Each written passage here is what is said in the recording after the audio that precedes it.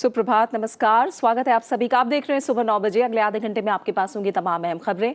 मैं हूं प्रीति सिंह। शुरुआत मुख्य समाचारों के साथ। लोकसभा चुनाव के दूसरे चरण में 13 राज्यों की 97 सीटों के लिए नामांकन का आखिरी दिन आज। दूसरे चरण में केंद्रीय मंत्री सदानंद गौड़ा, जितेंद्र सिंह, पूर्व प्रधानमंत्री देवेगौड़ा और डीएमके नेता कनिमोझी समेत कई दिग्गजों की सीटें शामिल। ओडिशा विधानसभा के दूसरे चरण की 35 सीटों के लिए भी नामांकन की आखिरी तारीख।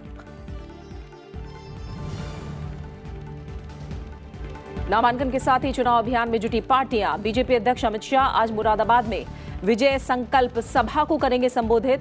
राहुल गांधी राजस्थान के सूरतगढ़ और बूंदी में करेंगे चुनावी रैलियां। आंध्र प्रदेश, सिक्किम, अरुणाचल प्रदेश और ओडिशा विधानसभा चुनाव के लिए प्रचार ने पकड़ी रफ्तार। बीजेपी ने राहुल गांधी के न्यूनतम आय गारंटी योजना को बताया चुनावी स्टंट। वित्त मंत्री अरुण जेटली ने कहा, गरीबी हटाने के नाम पर छल करना कांग्रेस का इतिहास। राहुल गांधी का योजना के तहत गरीब परिवारों को 72,000 रुपए सालाना देने का वादा। 3 देशों की यात्रा के पहले चरण में क्रोएशिया पहुंचने पर राष्ट्रपति रामनाथ कोविंद का शानदार स्वागत। क्रोएशिया की यात्रा करने वाले पहले भारतीय राष्ट्रपति आज शीर्ष नेतृत्व के साथ बातचीत में व्यापार, निवेश और नवीकरणीय ऊर्जा समेत द्विपक्षीय संबंधों की मजबूती पर होगा जोर।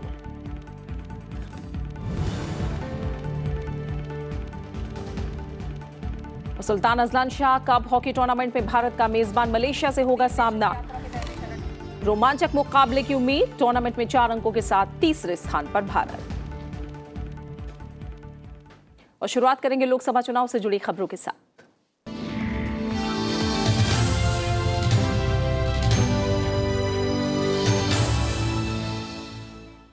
लोकसभा चुनाव के दूसरे चरण में 13 राज्यों की 97 लोकसभा सीटों के लिए आज नामांकन की आखिरी तारीख है। इन सीटों पर मतदान 18 अप्रैल को होगा। नामांकन पत्रों की जांच कल यानी 27 मार्च को होगी। 29 मार्च नामांकन वापसी की आखिरी तारीख है, जबकि वोटों की गिनती 23 मई को होगी। 18 अप्रैल को दूसरे चरण में जिन 97 सीटों पर मतदान होना है उनमें तमिलनाडु की सभी 39, कर्नाटक की 14, महाराष्ट्र की 10, उत्तर प्रदेश की 8, बिहार, असम और ओडिशा की 5-5 सीटों पर, पश्चिम बंगाल और छत्तीसगढ़ की 3-3 सीटों पर, जम्मू कश्मीर की 2 जबकि मणिपुर, त्रिपुरा और पुदुचेरी की 1-1 सीट पर मतदान होना है। ओडिशा विधानसभा के दूसरे चरण की 35 सीटों के लिए भी आज नामांकन दाखिल करने की आखिरी तारीख है। वहीं लोकसभा चुनाव के पहले चरण में 20 राज्यों की 91 सीटों के लिए नामांकन का काम पूरा हो गया है। पहले चरण की सीटों के लिए नामांकन पत्रों की आज जांच होनी है और 28 मार्च तक नामांकन वापस लिए जा सकेंगे। इस चरण में 20 राज्यों और केंद्र शासित प्रदेशों की 91 लोकसभा निर्वाचन क्षेत्रों में 11 अप्रैल को मतदान होना है। इस बीच सभी प्रमुख पार्टियों के कई बड़े नेताओं ने कल अपनी अपनी सीटों से नामांकन दाखिल किया। केंद्रीय मंत्री और बीजेपी के उम्मीदवार नितिन गडकरी ने नागपुर लोकसभा सीट से अपना पर्चा दाखिल किया। गाजियाबाद सीट से जनरल वीके सिंह ने नामांकन दाखिल किया। वहीं हेमा मालिनी ने मथुरा से नामांकन दाखिल किया। बहुत सारे पानी की हमेशा समस्या है। पानी का समस्या तो होल वर्ल्ड में है, लेकिन यहाँ पे खारा पानी इतना है तो उसको भी ठीक करने के लिए बहुत सारे ट्यूबवेल ये वो सब लगा के दिया हुआ है। Lights of course is there. शौचालय बहुत सारे बनाए हैं। सबको समझाया कि how they should have their own toilet in their house, all this things. Apart from that, so many beautifying this place, because when you come to Krishna's Nagar, you should see Krishna everywhere. Lok Sabha चुनाव के लिए कई दिग्गज उम्मीदवारों ने कल नामांकन पत्र दाखिल किए। नेशनल कॉन्फ्रेंस के नेता फारूक अब्दुल्ला ने श्रीनगर लोकसभा सीट से अपना नामांकन दाखिल किया। पूर्व प्रधानमंत्री एच डी देवेगौड़ा ने तुमकुर से नामांकन दाखिल किया है। साथ ही कांग्रेस नेता कार्ति चिदंबरम ने शिवगंगा सीट से पर्चा दाखिल किया। तूतीकोरिन सीट से डीएमके नेता और करुणानिधि की बेटी कनिमोझी ने भी पर्चा भरा।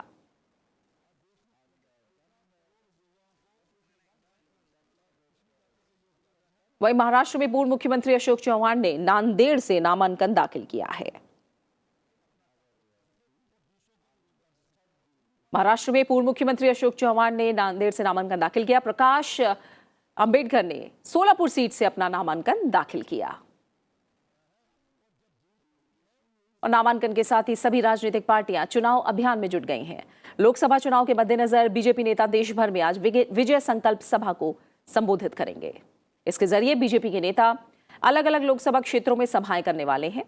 बीजेपी के राष्ट्रीय अध्यक्ष अमित शाह मुरादाबाद में, तो राजनाथ सिंह दिल्ली के गोकुलपुरी में, विदेश मंत्री सुषमा स्वराज गाजियाबाद में सभाएं करेंगी। वहीं निर्मला सीतारमण उडुपी, रविशंकर प्रसाद पश्चिम बंगाल, मुख्तार अब्बास नकवी अमरोहा में सभा को संबोधित करेंगे। साथ ही जेपी नड्डा शाहजहांपुर में, पीयूष गोयल तमिलनाडु, प्रकाश जावड़ेकर पुणे, थावरचंद गहलोत टिहरी गढ़वाल में सभा करेंगे। इसके अलावा धर्मेंद्र प्रधान बालासोर, नरेंद्र सिंह तोमर मुरैना, स्मृति ईरानी भदोही जौनपुर में विजय संकल्प सभा में भाग लेंगे। उत्तर प्रदेश के मुख्यमंत्री योगी आदित्यनाथ भी वाराणसी और गोरखपुर में विजय संकल्प सभा को संबोधित करेंगे। वहीं कांग्रेस अध्यक्ष राहुल गांधी आज राजस्थान के दौरे पर रहेंगे। राहुल गांधी 2 चुनावी रैलियों और पार्टी कार्यकर्ताओं की एक बैठक को संबोधित करेंगे। राहुल गांधी सूरतगढ़ और बूंदी में जनसभाओं को संबोधित करेंगे। वहीं जयपुर के रामलीला मैदान में उनका पार्टी कार्यकर्ताओं को संबोधित करने का भी कार्यक्रम है।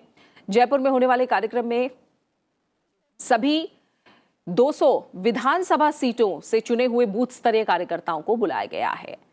आगामी लोकसभा चुनाव के लिए राहुल का राजस्थान का यह पहला दौरा होगा। राज्य में कुल 25 सीटों के लिए चुनाव 2 चरणों में होंगे। 29 अप्रैल को 13 और 6 मई को राज्य की 12 सीटों पर चुनाव होगा। और इस बीच बीजेपी ने लोकसभा चुनाव के लिए उम्मीदवारों की 9वीं सूची जारी की है। इस लिस्ट में पार्टी ने असम, कर्नाटक और उत्तर प्रदेश की 4 सीटों पर उम्मीदवारों की घोषणा की है।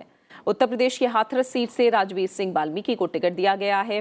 वहीं असम के नौगांग से रूपक शर्मा, कर्नाटक की बेंगलोर रूरल सीट से अश्वथ नारायण और बंगलौर दक्षिण से तेजस्वी सूर्य एलएस को मैदान में उतारा गया है। इसके साथ ही बीजेपी अब तक 310 उम्मीदवारों के नामों का ऐलान कर चुकी है। संजय निरुपम को मुंबई कांग्रेस अध्यक्ष पद से हटा दिया गया है। मिलिंद देवड़ा नए मुंबई कांग्रेस के अध्यक्ष होंगे। निरुपम मुंबई नॉर्थ वेस्ट से चुनाव लड़ेंगे। कांग्रेस की ओर से जारी 26 उम्मीदवारों की लिस्ट महाराष्ट्र और पश्चिम बंगाल के लिए जारी की गई है। इनमें पश्चिम बंगाल की 25 और महाराष्ट्र में 1 सीट के लिए उम्मीदवार घोषित किए गए हैं। बीजेपी ने ओडिशा के मुख्यमंत्री नवीन पटनायक के खिलाफ केंद्रीय चुनाव समिति के पीतांबर आचार्य को हिंजली विधानसभा सीट से मैदान में उतारा है। वहीं कांग्रेस ने इस सीट से शंभुनाथ के नाम का ऐलान किया है। हिंजली विधानसभा सीट से नवीन पटनायक सन 2000 से लगातार जीत दर्ज कर रहे हैं। बीजेपी प्रतिनिधिमंडल ने कल चुनाव आयोग से मुलाकात करके आंध्र प्रदेश और पश्चिम बंगाल में कथित धांधलियों के खिलाफ शिकायत दर्ज कराई। आंध्र प्रदेश में लोकसभा और विधानसभा के एक साथ चुनाव होने हैं। जीवीएल नरसिम्हा राव ने आरोप लगाया कि टीडीपी चुनाव में अनुचित लाभ उठाने के लिए धनबल का इस्तेमाल कर रही है। उन्होंने बताया कि बीजेपी ने निर्वाचन आयोग से टीडीपी के खर्च किए जा रहे धन पर कड़ी निगरानी रखने और राज्य के लिए विशेष व्यय पर्यवेक्षक नियुक्त करने का अनुरोध किया है। हमने आंध्र प्रदेश में और वेस्ट बंगाल में वहां के चुनावों को लेकर हमने कमीशन के सामने जो चुनौतियां हैं उसको हमने उसके बारे में कमीशन को अवगत कराया। खासकर आंध्र प्रदेश में जिस प्रकार वहां की ruling Telugu Desam party money power के तहत चुनावों को प्रभावित करने की, चुनाव जीतने की जो कोशिश कर रही है उसको रोकने के लिए हमने आग्रह किया है। बीजेपी ने पश्चिम बंगाल में भय का वातावरण होने का आरोप लगाया है। बीजेपी प्रवक्ता शाहनवाज हुसैन और स्वपन दास गुप्ता ने कल प्रेस कॉन्फ्रेंस करके तृणमूल कांग्रेस सरकार पर निशाना साधा। उन्होंने कहा कि राज्य की मुख्यमंत्री ममता बनर्जी जानबूझकर हर स्तर पर संवैधानिक संकट खड़ा करने की कोशिश कर रही हैं। बीजेपी ने कोलकाता पुलिस के कस्टम के काम में दखल देने को लेकर भी सवाल उठाया। बैंकॉक से वो सूटकेस लेकर उनके परिजन आ रहे थे तब उसको जांच के लिए जब कस्टम की ने कहा तब वहां पुलिस पहुंच गई, उसको रोकने का काम किया। कस्टम अधिकारियों को कलकत्ता पुलिस ने कस्टम के क्षेत्र में इंटर करके उनको धमकाने का काम किया और बाद में उस पर कार्रवाई करने का काम किया है। ये जो पुलिस फोर्स है, local police force, this cannot be trusted upon to be a neutral police force during the time of the election. ये एकदम पूरा पार्टिजन है, ये पूरा 3MTMC को काम कर रहे हैं। लोकसभा चुनाव को लेकर कांग्रेस ने कल पार्टी मुख्यालय में कार्य समिति की बैठक की। कांग्रेस अध्यक्ष राहुल गांधी की अगुवाई में हुई बैठक में चुनावी घोषणा पत्र को लेकर चर्चा की गई। माना जा रहा है कि कार्य समिति की बैठक में पार्टी के घोषणा पत्र को अंतिम रूप दिया गया है। कांग्रेस अध्यक्ष राहुल गांधी ने न्यूनतम आय गारंटी योजना को लेकर बड़ा ऐलान किया है। राहुल गांधी ने कहा है कि कांग्रेस सत्ता में आई तो देश के 20% सबसे गरीब परिवारों को 72,000 रुपए सालाना देगी। अगर आपकी आमदनी 12,000 रुपए से कम है तो हम आपकी आमदनी को 12,000 तक पहुंचा देंगे, कोई काम बंद नहीं करेगा। जब वो व्यक्ति कंफर्टेबली निकल जाएगा 12,000 से, फिर वो स्कीम उसको so it will stop on its own. But हमारी फिलॉसफी है कि अगर आप हिंदुस्तान में आज एक मिनिमम इनकम से कम आपकी आमदनी है तो फिर आप गरीबी से निकल ही नहीं सकते हो। तो हम आइडेंटिफाई करना चाहते हैं इस देश में सबसे गरीब लोग कौन हैं और एक बार हम उनको गरीबी से निकालना चाहते हैं, खत्म करना चाहते हैं। तो ये एक प्रकार से मनरेगा फर्स्ट फेज था ऑपरेशन का। मनरेगा में 14 करोड़ लोगों को हमने गरीबी से निकाला। वित्त मंत्री अरुण जेटली ने कांग्रेस के न्यूनतम आय गारंटी योजना के फॉर्मूले को लेकर कहा है कि कांग्रेस का इतिहास रहा है कि गरीब को नारे दो साधन मत दो। उसका इतिहास योजनाओं के नाम पर छल कपट का रहा है। अरुण जेटली ने कहा कि कांग्रेस ने बीते 7 दशक से देश को धोखा दिया है।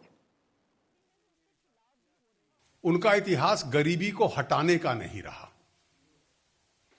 गरीबी को हटाने के लिए कोई साधन दिए जाएं, वो भी उनका इतिहास नहीं रहा। योजनाओं के नाम पर छल कपट रहा है। तो 10 वर्ष के यूपीए के कार्यकाल में भी किस प्रकार से एक प्रकार से छल कपट, धोखा, ब्लफ होता था। लोन वेवर, जीवन में एक बार 70,000 करोड़ का। हम तो पीएम किसान में 75,000 करोड़ प्रतिवर्ष देंगे। हम तो मनरेगा में 60,000 करोड़ प्रतिवर्ष दे रहे हैं। अरुण जेटली ने कहा कि कांग्रेस के फॉर्मूले को देखें तो नरेंद्र मोदी सरकार इससे ज्यादा आर्थिक मदद पहले ही गरीबों को दे चुकी है। तो अगर हम ये सारा का सारा, इसमें से काफी कुछ, लगभग 60-70% हम डीबीटी से दे रहे हैं, बाकी भी डीबीटी से शुरू कर दें, जो होना चाहिए मैं मानता हूं। तो इन गरीब परिवारों को जो नरेंद्र मोदी जी ने दिया है वो आज की तारीख में है 5.34 लाख करोड़, जो आज दिया जा रहा है। तो ये कौन सा 3.6 लाख करोड़ डीबीटी के माध्यम से देकर आप गरीब पे एहसान कर रहे हो? एनसीपी ने लोकसभा चुनाव के लिए अपना घोषणा पत्र जारी कर दिया है। 24 पेज के इस घोषणा पत्र को आओ मिल के देश बनाएं का नाम दिया गया है। घोषणा पत्र में एनसीपी ने लिखा है कि सरकार बनने की स्थिति में 3 तलाक बिल को समाप्त किया जाएगा और पाकिस्तान के साथ आतंकवाद के मुद्दे पर बातचीत की जाएगी। हमारी पार्टी का मुख्य संदेश इस घोषणा पत्र में है वो संविधान को बचाने का है, क्योंकि सबसे गहरा हमला 5 वर्षों में संविधान और उसके द्वारा बनाई गई तमाम संस्थाओं पर है। न्यायपालिका हो, कार्यपालिका हो, विधायिका हो, सभी पर एक तरह का हमला ये सरकार कर रही है। लोकसभा चुनाव की तैयारियों के बीच पैरालंपियन दीपा मलिक और हथीन से इनेलो विधायक रहे केहर सिंह रावत बीजेपी में शामिल हो गए हैं। हरियाणा के प्रभारी और बीजेपी के राष्ट्रीय महासचिव डॉक्टर अनिल जैन और बीजेपी के हरियाणा प्रदेश अध्यक्ष सुभाष बराला ने दोनों को पार्टी में शामिल कराया। बार बार यही कह रही हूँ कि जो विचारधारा मैंने मोदी सरकार की देखी, जो आदरणीय प्रधानमंत्री जी ने महिला सशक्तिकरण में काम किया, उनका जो विचार है महिलाओं के प्रति वो दिख रहा है। इतनी जो मेन पोर्टफोलियोज हैं आप देख रहे हैं, हमारी डिफेंस मिनिस्टर हैं, फॉरेन मिनिस्टर हैं, स्मृति ईरानी जी हैं, मेनका जी हैं, बड़ी लीडिंग पोजीशन में उन्होंने महिलाओं को आगे रखा है। दिव्यांगों के लिए बहुत ज़्यादा कार्य किया है, सुगम्य भारत है, और खेलों की नीतियों में हमें इतना जोर शोर से योगदान दिया है। शायद नीतियां इतनी खूबसूरत बनी हैं, तो मुझे लग रहा है कहीं ये सही विचारधारा है हमारे देश के नेतृत्व के लिए। यूपी की जनता के भावनाओं के मुताबिक बनाए चुनाव लड़ने से इनकार कर दिया है। इसके लिए उन्होंने निजी कारणों का हवाला दिया। कांग्रेस ने अमरोहा से अब सचिन चौधरी को उम्मीदवार बनाया है।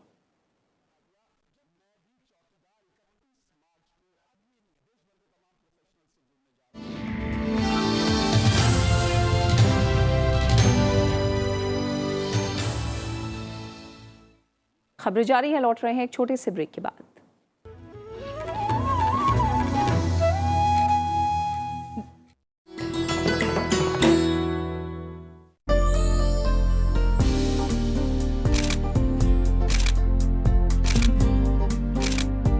चिल्का, दुनिया की दूसरी सबसे बड़ी समुद्री झील, ओडिशा में पुरी से करीब 50 किलोमीटर दूर। सूर्योदय और सूर्यास्त के वक्त यहाँ होता है बेहद खूबसूरत नजारा। इसीलिए संयुक्त राष्ट्र विश्व पर्यटन संगठन ने इसे डेस्टिनेशन फ्लाई वे के नाम से पुकारा। 1100 वर्ग किलोमीटर इलाके में फैली चिल्का है लाखों प्रवासी पक्षियों का बसेरा। इसके खारे पानी में रहती हैं 225 तरह की मछलियां, हजारों जलीय वनस्पति और जीव जंतुओं की 800 से ज्यादा प्रजातियां।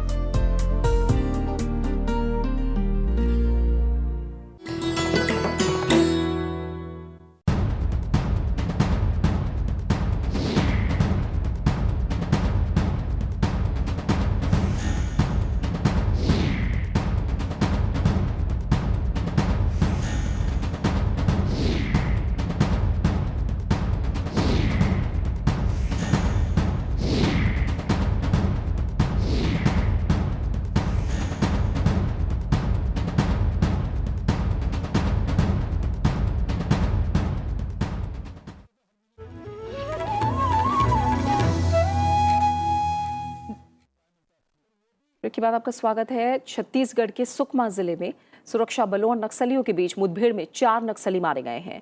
साथ ही बड़ी मात्रा में हथियार भी बरामद हुए हैं। पुलिस मृतकों की शिनाख्त करने में लगी है। ये मुठभेड़ कोबरा कमांडो और नक्सलियों के बीच हुई है। मौके से एक सास, एक 303 राइफल और दूसरे हथियार भी बरामद हुए हैं। एसपी नक्सल शलभ सिन्हा ने इसकी पुष्टि की है।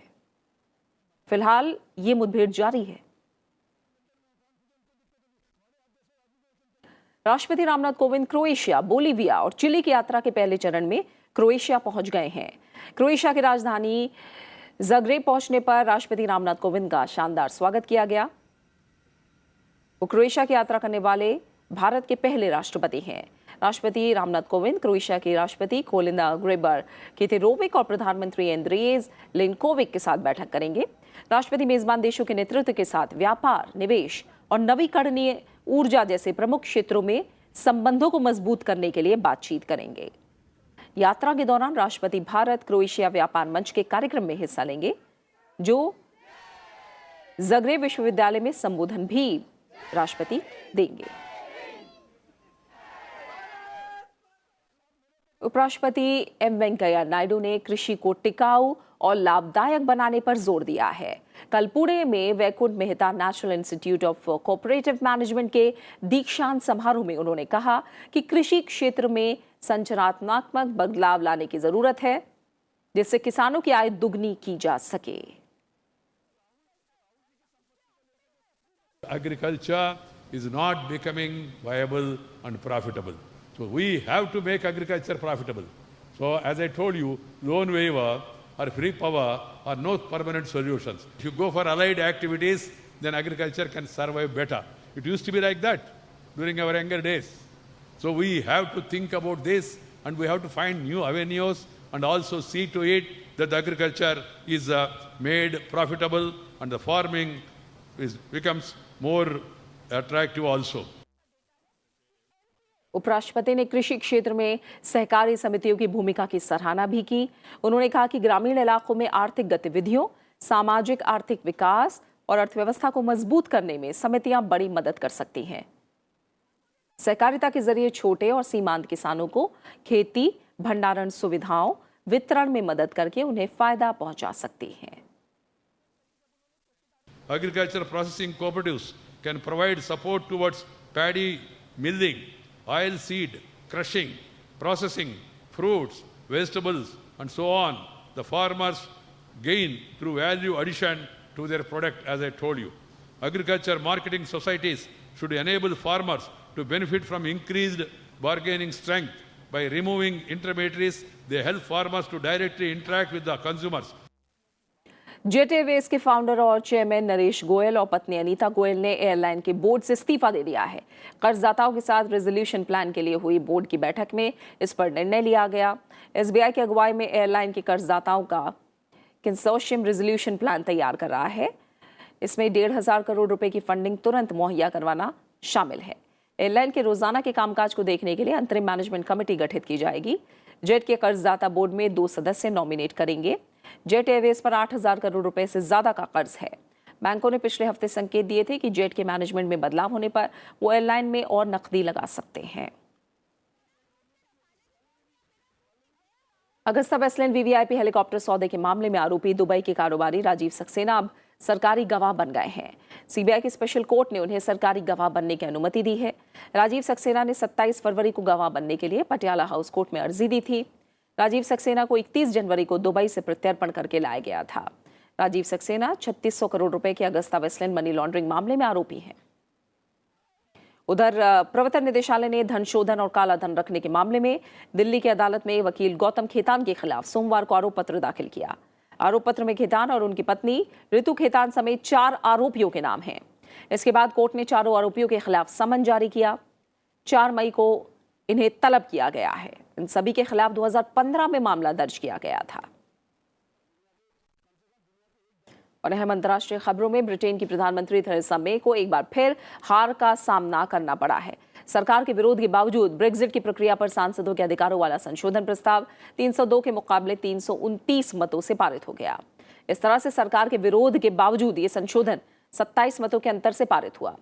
इसके साथ ही सांसदों को ब्रेक्जिट मामले में विकल्प तलाशने के लिए कई बार वोट डालने का मौका मिलेगा।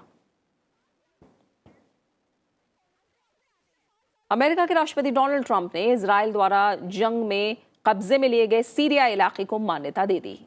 राष्ट्रपति ट्रंप ने सोमवार को विवादित गोलन हाइट्स पर इजराइल की संप्रभुता को मान्यता देने से जुड़े घोषणा पर हस्ताक्षर कर दिए। इसके साथ ही इस इलाके पर इजराइल के कब्जे को अमेरिका की आधिकारिक मान्यता मिल गई है। ट्रंप के इस फैसले की रूस समेत दुनिया के कई देशों ने तीखी आलोचना की है। इजराइल ने 1967 की जंग में सीमावर्ती क्षेत्र को सीरिया से छीन लिया था। राष्ट्रपति ट्रंप के इस कदम पर सीरिया ने भी तीखी प्रतिक्रिया देते हुए कहा है कि अमेरिकी राष्ट्रपति के पास इस कब्जे को जायज ठहराने का अधिकार नहीं है। सीरिया ने कहा कि यह कदम उसकी संप्रभुता पर तीखा हमला है। It was a great honor to be on Israeli soil and to celebrate with Prime Minister Netanyahu at the very moment President Trump boldly recognized the Golan Heights for what it is, a part of Israel. President Trump, alongside Prime Minister Netanyahu, signed a decree affirming Israel's sovereignty over the Golan. Iran में भारी बारिश के बाद आई बाढ़ ने बड़ी तबाही मचाई है। सैलाब की वजह से अब तक 19 लोगों की मौत हो गई है, जबकि 90 से ज्यादा लोग घायल हुए हैं। देश के 31 में से 25 प्रांत भीषण बाढ़ की चपेट में हैं। अगले कुछ दिनों तक भारी बारिश लगातार होने की आशंका है। बाढ़ की वजह से कई सड़कों के ढह जाने की खबर भी है, जिसके चलते कई शहरों का संपर्क कट गया है। बाढ़ के पानी में गाड़ियां तैरती नजर आ रही हैं। खेल के मैदान से अहम खबर है। मलेशिया के पो में Sultan Azlan Shah cup hockey tournament के तीसरे लीग मैच में आज भारत का सामना मलेशिया से होगा। टूर्नामेंट के पहले मैच में एशियाई खेलों के स्वर्ण पदक विजेता जापान के खिलाफ 2-0 की जीत के बाद दूसरे मैच में भारतीय टीम ने दक्षिण कोरिया के खिलाफ 1-1 से खेला। एक जीत और एक ड्रॉ के साथ भारतीय टीम 4 अंक जुटाकर 6 टीमों की तालिका में तीसरे स्थान पर है। भारतीय टीम आज मलेशिया के खिलाफ जीत के लिहाज से मैदान में उतरेगी। वहीं अन्य मैचों में जापान का मुकाबला कनाडा से, जबकि पोलैंड का मुकाबला दक्षिण कोरिया के खिलाफ होगा। और इसी के साथ फिलहाल सुबह 9 बजे की खबरों में मेरे साथ इतना ही। ब्रेक के बाद आगे विशेष में देखिए ISIS आखिरी किला ध्वस्त। नमस्कार।